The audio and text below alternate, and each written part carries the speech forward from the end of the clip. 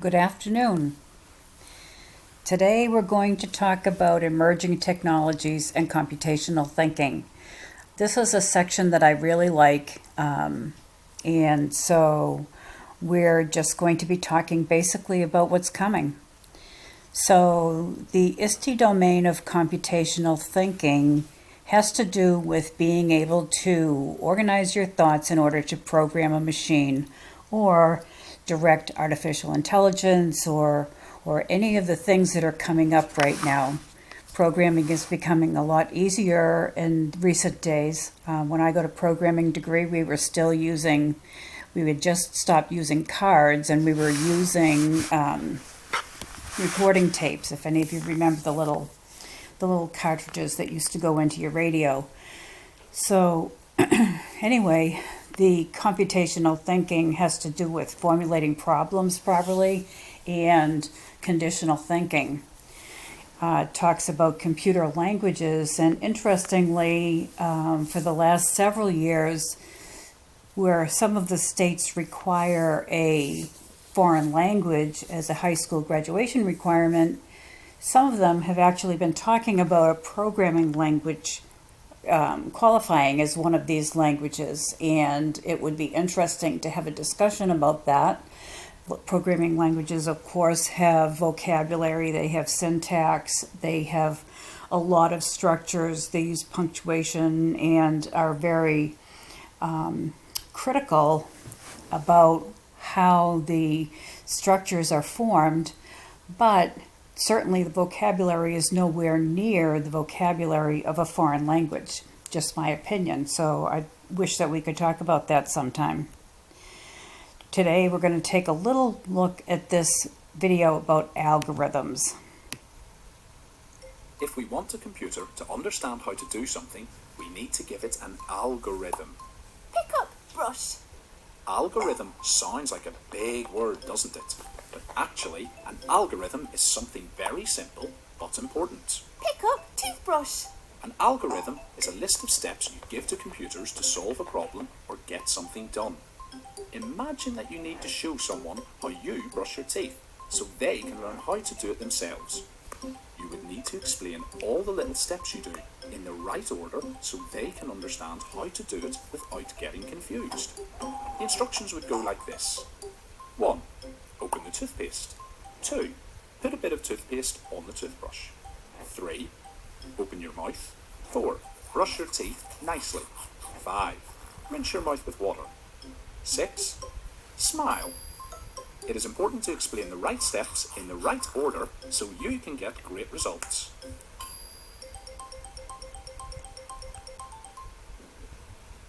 This is another story about an algorithm, and you may or may not have seen it, but it's about a father giving his son instructions to make a peanut butter and jelly sandwich. It's very funny, and I'm going to show you the first part of it, and you can take a look at the rest when you have the slides. I don't want to show you the whole thing right now because I think it's actually about 5 minutes or so. You're not making any sense. Sorry you ruined it on purpose. You know what? I'm hungry. I could really go for a peanut butter and jelly sandwich. Do you guys think you can write down some instructions and teach me how to make a peanut butter and jelly sandwich? Yeah. Step 1. Get 2 pieces of bread out. Got 'em. Get a butter knife and get some PB. Take 1 piece of bread, spread it around with the butter knife. No, Dad, with the peanut butter. I'm just doing what it says. It says take 1 piece of bread, spread it around with the butter knife. Hold on. Get some jelly, rub it on the other half of the bread. No, Dad, open the jelly. It doesn't say to do that. Put the breads together on top of each other. Take a big bite. This doesn't taste like a peanut butter and jelly sandwich. Fail. Yeah. Oh, yeah. Sorry, I had to I had to make it extremely specific. Oh, good. I'm starving. Take 2 pieces of white bread out of the bag. Take the lid off the jar of peanut butter. Get a butter knife and stick it inside of the peanut butter jar. With the knife, scoop a bit of peanut butter out Big, of that means like a lot. A bit means a lot? In my world. Alright. There we go. Doing better than before, though. Open the jelly jar. Squeeze it onto the other piece of bread. No. Done. Closer. You can see where he's driving his kids crazy. But if you haven't watched the whole thing, it's a really good video. And if you are ever going to teach your students about algorithms, this would be a good one to share with them. So the Hour of Code is a website. It's more than a website. It's a foundation or something that teaches programming and actually has activities and a challenge for 1 week in December when school districts and different schools can sign up to join the Hour of Code. What you're going to be doing is with classes from around the world. So they not only list the activities that are sponsored and free for this, but they can sort them in different ways, and we'll take a look at that. But basically what the Hour of Code is a minimum of an hour when students focus on some aspect of computational thinking, whether it's algorithms or programming or creating something. And some people do it for the whole week. Some classes do it for a month. Some teachers might do it as a homework assignment or an in-class assignment. But I'm just going to give you a look as we're sorting, and notice that one of the questions is about what kind of classroom technology is available, because in some classes there may be limited or no. So if you have very poor internet, then you can check there. That's going to restrict the activities that you can do, and then you can take a look. You can align it with your curriculum. It could be something that's self-led or a lesson plan. So for example, this is Codable, which is for pre-readers can even participate in this. So when you look down, these are the Common Core strands that this is part of. The kindergarten, let's see, grades 1 and 2. So these are just different parts of math here. And then there's a Star Wars activity for grades 2 and up. You can check off what grade you're in. You should be able to. Where is that? Anyway, I'm going to get off of the lack of classroom technology. Note that some of them are for an hour with follow-on, a few hours, whatever you want. This whole section is about robots and circuits, and these may be from different vendors. The company called Tynker, Tynker, has created a lot of these, but other people have created different ones and donated them. You can either be a beginner in any grade, or you can be comfortable with technology, which gives you a more advanced set of activities. So that gets us back to the Hour of Code. As I mentioned, Tynker, the company that's donating a lot of this, one of the activities is called Barbie Pet Vet. And as you can imagine, this is of interest, especially to younger kids.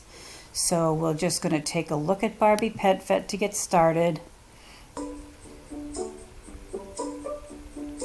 When a pet goes to the veterinarian's office for the very first time, it can be kind of, well, hairy. But with you and Barbie as their veterinarians, these pets are going to see how much fun a checkup can be. Choose a pet vet.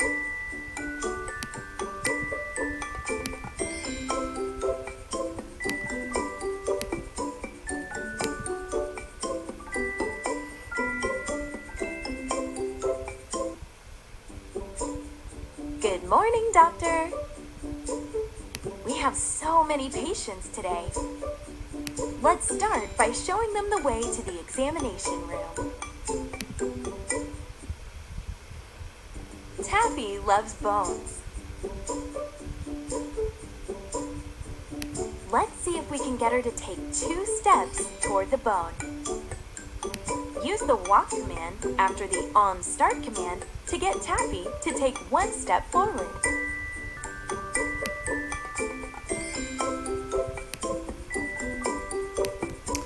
Well, I'm trying to drag it, but it's not dragging.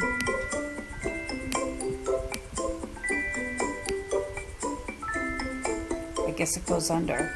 Great job! Now use another walk command. Click play.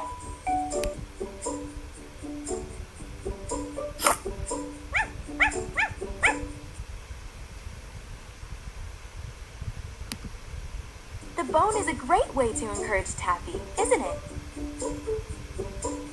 Let's see if we can guide her even closer to the examination room.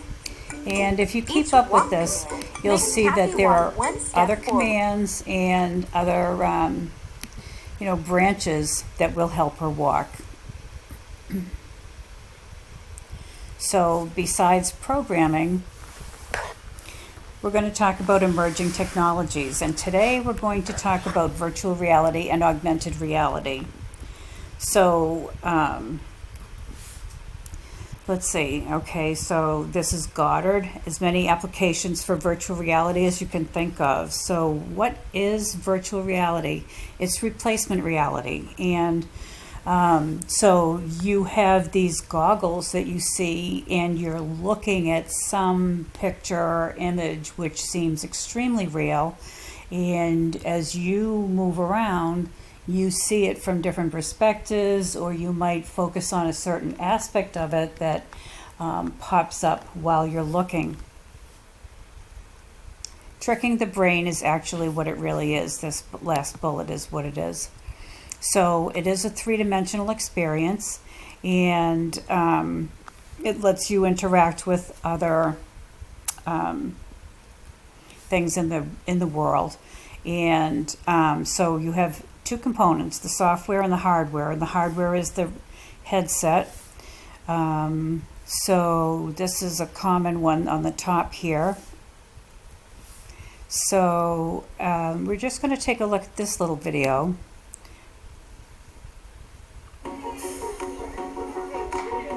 All right, who wants to see a volcano? 3, 2, 1. Look at that lava, look at that smoke coming out of that. Pretend you're an airplane and fly over the tornado. That's the top of it. What do you see? It's either asteroid, meteorite. We're learning about DNA and genes, things that we can't see. And so the most exciting thing for me with the AR technology was that I could see kids get an aha moment that I couldn't get by just telling them about it. The minute I saw it pop up on the screen, it made me want to get up and walk to it. We actually get to turn around and look at things from all angles, so it gave us a nice perspective. See if you can figure out what that might be based on what you know about the respiratory system. I got to see where the alveoli branched off, and I could look inside them and see how everything worked, which I never saw before, and it was really, really cool.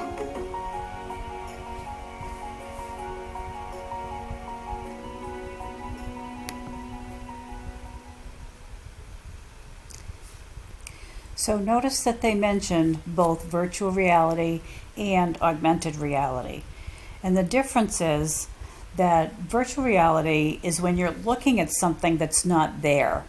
And what you see, because of the glasses and the software, is the volcano erupting, or the lava flowing, or the eye of the tornado, or the into the heart. You can see all of these things, and with your tools you can actually manipulate them. Augmented reality takes place in your setting. So for example, you have a trigger, and then you have it's a scenario. So your trigger could be an index card on the wall of your classroom. So, for example, if you had young children and you had index cards for the alphabet, when you focus on the letter A with the glasses, what you might see is an apple. So the apple wouldn't really be there, but you could imagine it. You could look at it in the augmented reality. Or say you went to the globe, the map of the globe, or the atlas or something like that, and you saw in Europe, you focused on Paris, and then all of a sudden saw the Eiffel Tower, and it was like a video of the Eiffel Tower that would be playing linked to some information about it. That's augmented reality, because you're in your classroom, you're looking at something that's in the class. So another example of virtual reality is the visual body that they mentioned. So you're looking through your glasses. And I'm on the team here at Visible Body, and today I am going to walk you through a virtual dissection of the heart. I will be using Human Anatomy Atlas, which is our very snazzy anatomy reference app. So if you have the app, feel free to follow along with me. Now, before we begin, I want to go through the tools that we're going to be using. First is the breadcrumb trail, which lets you select big groups within a body system. The second is the multi-select tool, which lets you pick So I'm not going to spend time on this, but I have to tell you, I have seen this. I was in a school district that has these in several of their computer labs, and I saw the heart one. I had the wand so that I could kind of probe in, except I am definitely a queasy type, not a dissector, so I didn't stay on that. I'd much rather look at the solar system or something.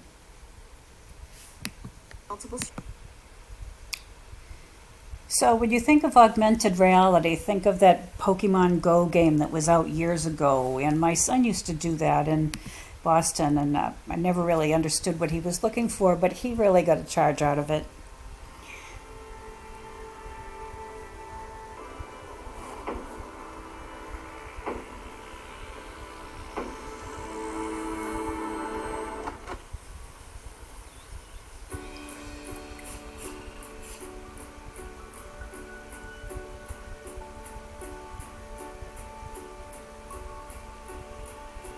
And all these cues that they think they see are telling them where to look.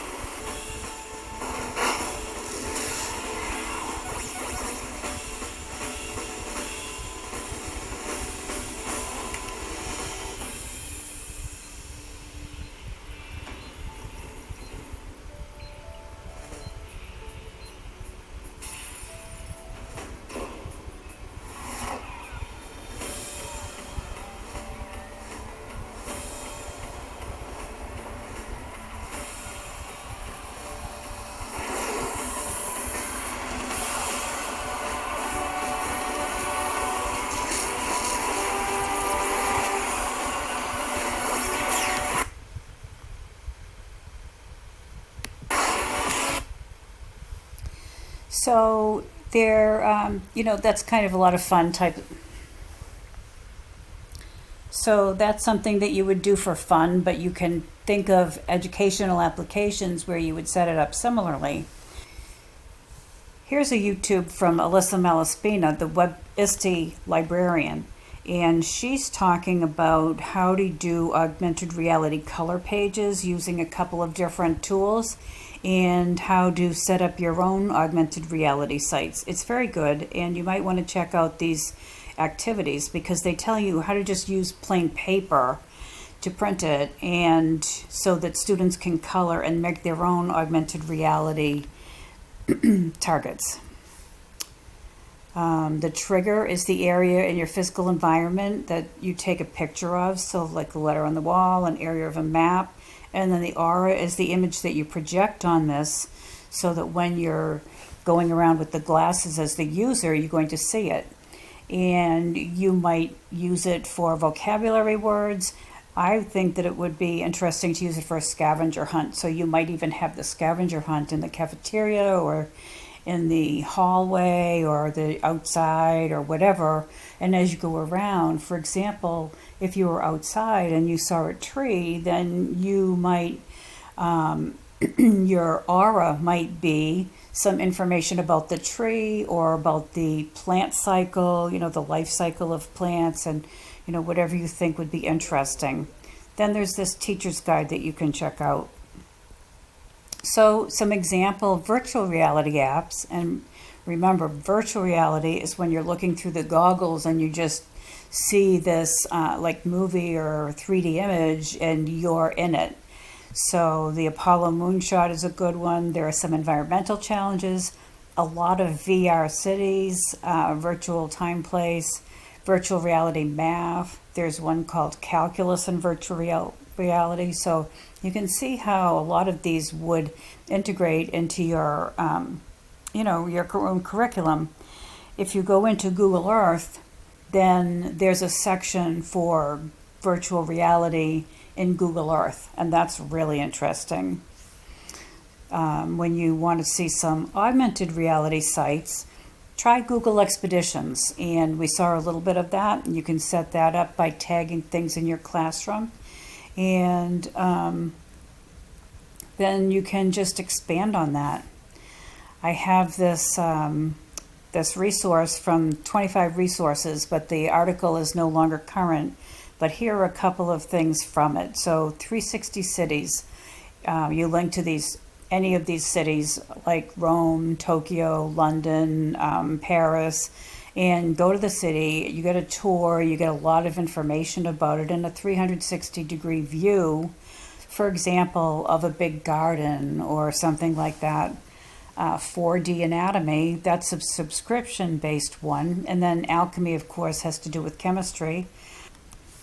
And this That helps you to create your own augmented virtual reality library. So the Cool Cardboard was one of the early virtual reality headsets. You could order this from Google. I think it was $10. It's up to $15, I think. Because a lot of times when I go on site, I bring some toys with me. So I like to bring a couple of goggles and a couple of different types of headsets, and then a couple of the nice merge ones that are really good. And I just leave them behind because I want to reduce my luggage so that I have room for souvenirs on the way home. But, we play with them in class, and then the teachers really like to have them in their classroom. So this is the Merge headset that I really like. The phone goes in here and you can see out and you can use it both for virtual reality and for augmented reality. So again, virtual environment, each platform has its own unique environment. I want to just caution you here. People who have problems with migraines or possibly seizure activity may have difficulty with the virtual and augmented reality experience because it's got sudden noises, sudden changes of light and sound. And I did have a student in a class one time, and we were just playing, and he had a really bad headache and had to go home for the rest of the day. So this little video about virtual painting is really interesting, and then I have several after it, but we're going to take a look at this one.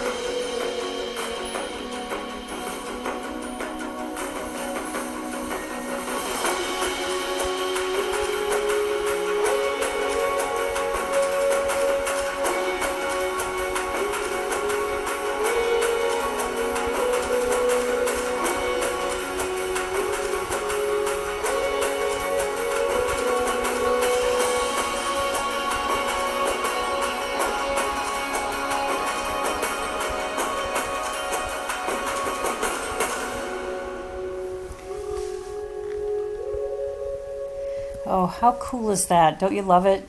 Really exciting. So the coding in virtual reality is really interesting too, but I'm going to let you watch it on your own. Good morning. I'm leaving the slides again so that you can take a look.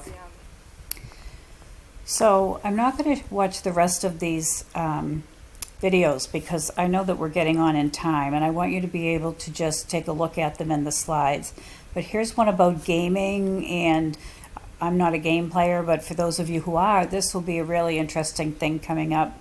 Then this is just an example of doing a virtual, like, I don't know, like, what's the one, Halo or games like that.